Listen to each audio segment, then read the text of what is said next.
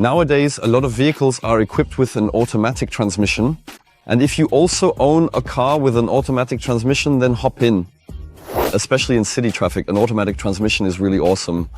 We don't need to use the clutch, nor do we have to shift gears manually. And the gear changes themselves are actually really comfortable. To maintain this shifting comfort over the lifespan of our transmission, it's very important that we service the transmission regularly according to the manufacturer's specifications.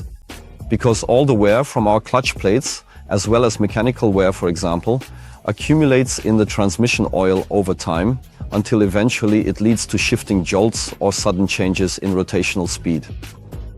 Some vehicle manufacturers now talk about what they call a lifetime fill. In our opinion, that's not technically feasible, but there is a big difference between one vehicle manufacturer and another.